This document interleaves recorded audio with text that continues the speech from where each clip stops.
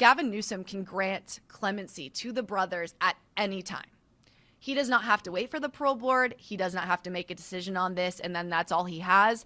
He quite literally could grant them parole if he wanted to, or grant clemency and free them today. But he hasn't given any indication that that's what he plans to do. He has, however, talked about this case. And so as I was doing research for these parole hearings this week, I went back to see if there is anything that Gavin Newsom has said. And interestingly enough, if you have been following this case, this was huge on Netflix in the last year because the the limited series Monsters, the Lyle and Eric Menendez story, came out and everybody was paying attention. Now that was a drama series and it was kind of a dramatization of the case itself, but it had so many people talking about this potential of abuse and what would have happened had that actually been part of the second trial for the brothers. And that had people calling the Los Angeles District Attorney's Office, begging and calling on the brothers to be freed.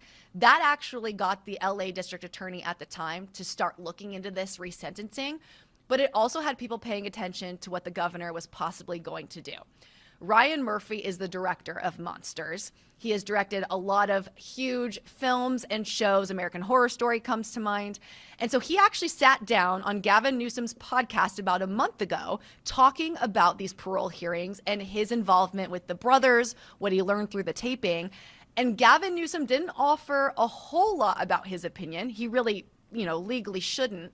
But he did say that he specifically did not do something because of all of this coming up. So I want to play a little bit of their conversation for you now. Intentionally, and I remember that conversation with you. I remember going back, and I kept having a temptation to want to see it, but with the recognition always in the back of my mind that this thing may land on my desk. I don't want to be persuaded by something that's not in the files. Yeah, I get that.